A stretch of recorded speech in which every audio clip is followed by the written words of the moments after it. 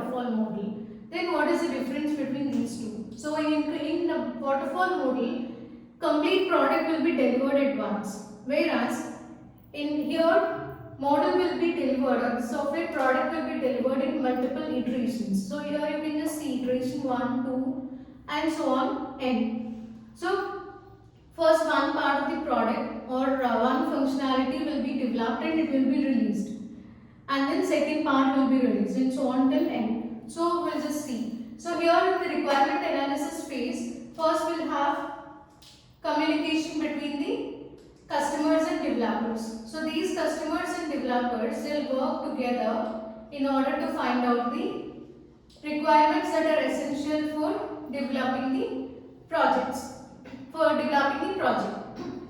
So there will be continuous interaction between these two persons during this phase. So once the requirements are analyzed, then those requirements, there will be, you need to prioritize the requirements.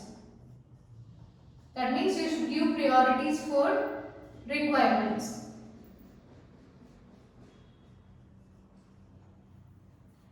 Okay, and here you need to maintain a list called priority control list,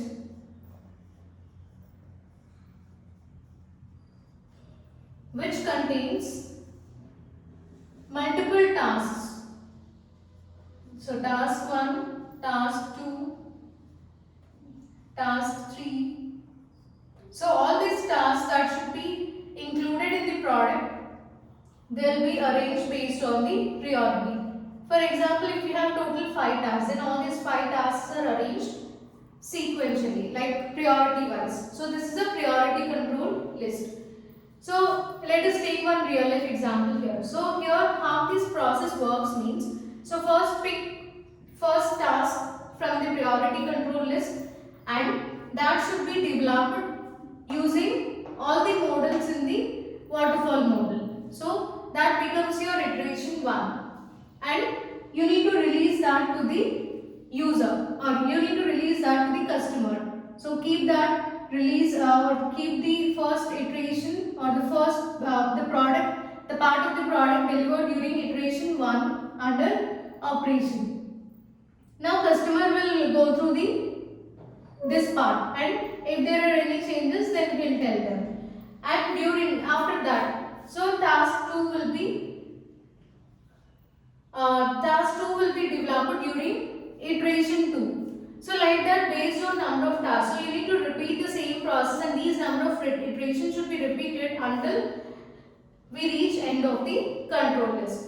Okay, so once all tasks are completed, then it indicates that the complete product is developed. So during iteration 1, some functionality of the product will be released, and during iteration 2, so the functionality which is added or the features which are added during iteration 2, they will be integrated with the ones which are done during iteration 1. Similarly, the ones which are developed during iteration 3, they will be integrated with the previous 2 iterations. So like that, when we reach iteration n, then all these functionalities will be included and the final product will be released to the customer. So this is the entire process. So let us take one example, banking example. So here we need various things, like first login. So if you find any banking application, so I am not writing this registration part separately. So even if you want, you can just write that, because without registration you can't do login, right? So login, and once you log in into the application, so here I am taking Indian Bank Indo-SS application. So you can take any application. So here the functionalities include, so when you log in, then in that case you can see various things like fund transfer,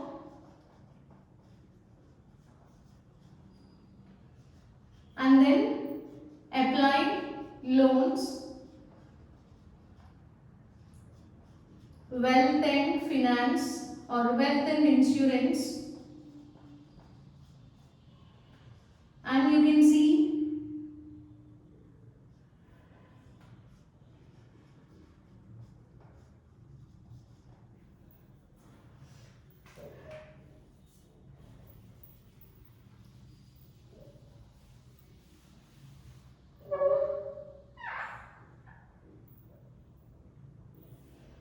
So wealth and finance, etc. So these are considered as different tasks, right? So here let us give numbers, priorities. So first we want to develop this fund transfer functionality, that part of the application. Next I want to add this apply loans feature also into the application. Then wealth and finance, sorry, wealth and insurance. So here you can just find various mutual funds, okay, and if you want to purchase any stocks, you can just buy them through this application, and you can even you can even apply for insurance. So that is the third task. Okay, so in this way we just took some functionalities. Okay, then if you consider this fund transfer again, so in that when you select this fund transfer, then you can just observe, you'll get a page like this. At the top of your page you can find four options or four boxes. So first is self pay, beneficiary pay, and IMPS 24/7, and credit card pay. You can see these options. So here again, what are the requirements? So let us take them as four different tasks.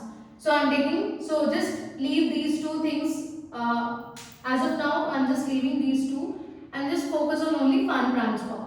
So in fund transfer again, self pay is given priority, first priority, then beneficiary pay, third priority, and then fourth priority for credit card pay. So here let us take these four tasks as task 1, task 2, task 3 and task 4. Okay, now so in beneficiary pay, so you need to find out the requirements also. In self pay and beneficiary pay, when you click on this beneficiary pay, you can just observe you need some requirements like entered from. That means account, this is your account from which you want to transfer to your friend's account. Then to account, here you can find some list of beneficiaries which you added earlier, and here amount that you want to transfer. So you select one beneficiary and amount and then proceed. So these are the requirements. Okay, then only you will get OTP. So what are the requirements to get OTP? First you need to enter from your account details, your account number, then you need to select the beneficiary, then enter the amount, and when you click on proceed, then OTP will be generated. So here the requirements are depending on each other. So OTP depends on this previous ones, right? So once the OTP is generated and if you enter that OTP, then fund will be transferred to your friend's account. Similarly, IMPS also. So you can just find from to. So here you need to enter the beneficiary account. So whether the beneficiary is a Indian bank or same bank, or if he belongs to other bank. Then if he belongs to the same bank, you need to enter account number and amount to be transferred, then proceed. So these are considered as various requirements for using this functionality or for transferring the money from your account to your friend's account. Okay, so now first priority is given to self-pay. So let us pass this to this requirement analysis. So all the requirements will be analyzed, and then during iteration 1, this self-pay design will be done, coding, testing and deployment will be done, and this part will be delivered to the customer. Okay, customer will check whether this is working or not. All the requirements included, whether they are according to his needs or not. Once it is done, then this developer will pick second functionality or second task. Okay, again find out the requirements. and then after requirement analysis, design, coding, testing, deployment. Again, they will be implemented for beneficiary task also.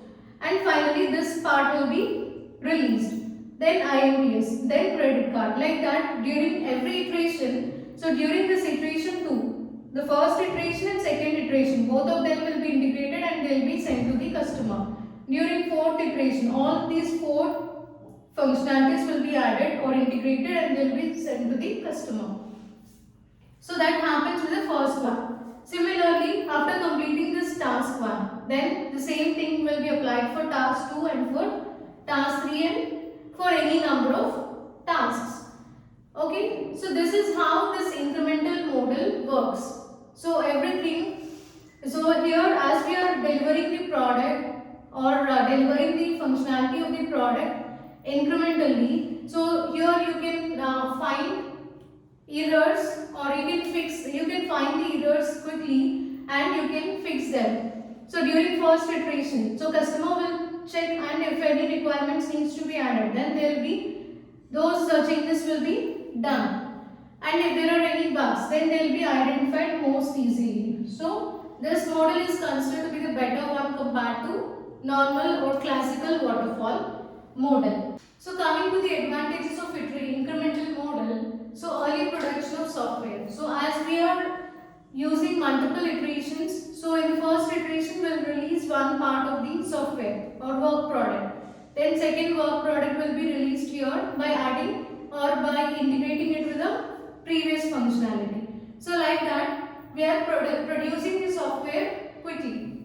So that is one of the advantage. So after completing this iteration, we are releasing that part of the software. Second iteration, that part of the software is released. Like that, the final iteration, so if you take the banking application here, so we'll release multiple tasks. So first after completing this fund transfer task, then we'll add one more functionality, that is apply loans. Then we'll integrate the previous 2 things and we'll release during iteration 2. During iteration 3, so apply loans or wealth and insurance feature is added and that will be integrated with the previous 2 features and this will be released to the client or customer. So assume that these are the only 3 features in that application. Then the final release contains complete software product. Okay, so that means complete application is developed when we reach the final stage. Next, coming to changes. Changes are identified in the early iterations. So as we are performing testing in every iteration, so you can find out the errors. Okay, so if any changes are required, as this is released to the customer will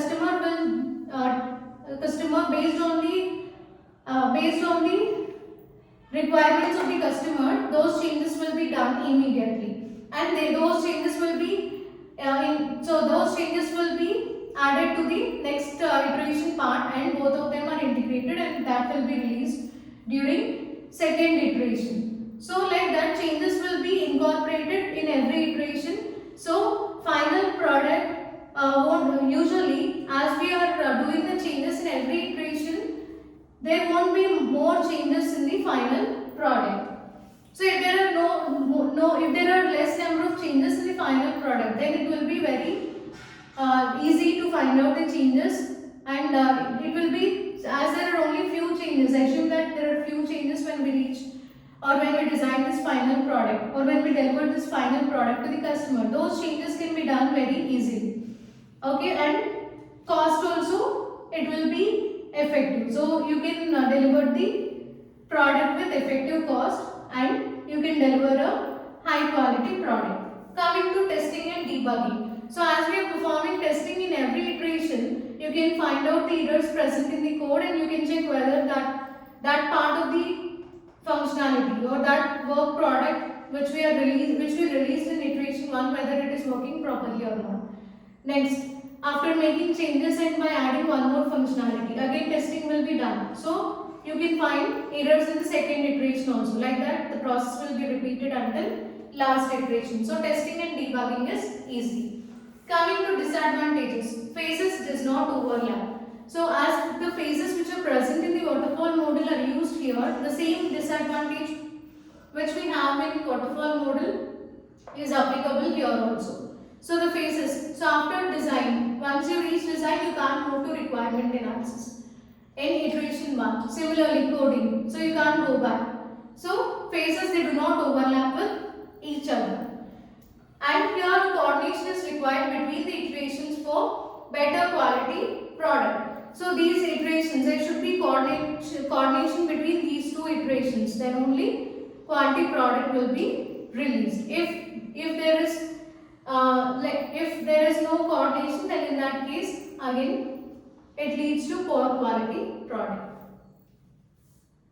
So this is about advantages and disadvantages of incremental modeling.